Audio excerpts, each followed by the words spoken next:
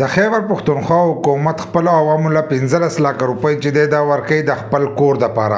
که تاسو په خپل کور کې کار کول غواړئ، په هغې باندې برجخانه جوړوئ یا پې نورې کامرې پکې جوړول غواړئ، نو د خیبر پښتونخوا حکومت تاسو له 15 لک روپۍ چې دی هغه درکوي او هغه تاسو په خپل کور کې استعمالولی شئ. د دې رجسټریشن چې دی هغه شروع شوی دی. تاسو اوس د دې رجسټریشن چې دی هغه کولی شئ. که طریقه نه درځي نو د دې په باره کې چې دی زموږ په یوټیوب چینل کې ویډیو شته، هلته یې موږ لینک هم د ویب سایټ ورکړی دی چې هلته هغه لینک تاسو کولاو کړئ نو تاسو ډایرکټ چې دی په کور دننه باندې تاسو رجسټریشن کولی شئ.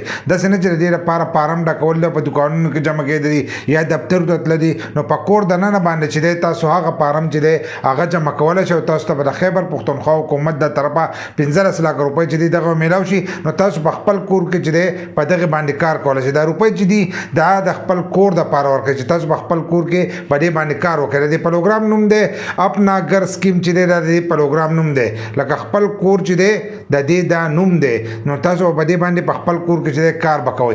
ځینې کسان وایي چې حکومت به دا روپۍ موږ له هسې راکوي، ځینې کسان وایي چې په دې روپو باندې سود دی. نو په دې باندې په حکم کم کسان چې وایي دا هسې راکوي نو داسې نه ورکوي. دا چې دی دا قرض روپۍ دي، دا به تاسو له قرض درکوي.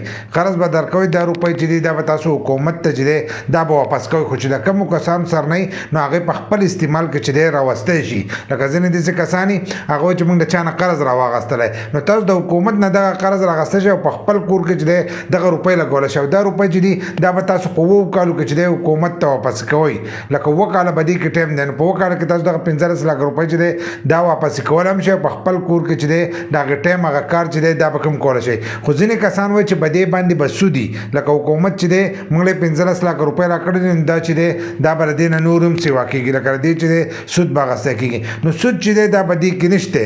تاسو چې کمې روپۍ راغستې لکه 15 لک روپۍ تاسو راغستې، نو تاسو ته به هغه 15 لک روپۍ چې دی هغه به تاسو واپس کوئ. که تاسو 15 رالی، که 10 رالی او که 15 رالی، خو چې څو یې راغستې نو هغه روپۍ چې دی هغه به تاسو په دغې 7 کالو کې چې دی په هغې کې واپس کوئ. که د هغې نه مخکې واپس کوئ نو په هغې کې هم تاسو له آپشن درکړی چې تاسو په لږو ورځو کې چې دی دغه هم واپس کولی شئ. نو که کومو کسان ضرورت وي او ځان په کور کې خواري کوي په دې باندې، نو تاسو د خیبر پښتونخوا حکومت د طرفه چې دی دغه 15 لک روپۍ چې دی دا راغستی شئ. په یوټیوب کې مظلومیار سپیک سرچ کړئ، زموږ د یوټیوب چینل باندې ته راشي نو هلته کې په دې باندې موږ ویډیو کړې ده او هلته کې د ویډیو په ډسکرپشن کې هلته کې لینک پروت دی چې څنګه زور وکړئ. ساده فارم دی، هغه فارم چې تاسو کله جمع کړئ نو د هغې نه وروسته چې دی دغه روپۍ به تاسو ته میلیږي. کله چې بیا روپۍ شروع شي نو اکثر ځینې کسان بیا وایي دا رجسټریشن څنګه کېږي، خو په ټایم باندې چې دی د رجسټریشن نه کوي بیا وایي پی ټي ای ورته میلاویږي، پلانو ته میلاویږي، پلانو ته میلاویږي. نو اوس لاړ شئ او خپل رجسټریشن وکړئ چې تاسو ته هم دغه روپۍ چې دي دا د حکومت د طرفه میلاو شي او تاسو په خپل کور کې چې دی په دې باندې خواري وکړئ.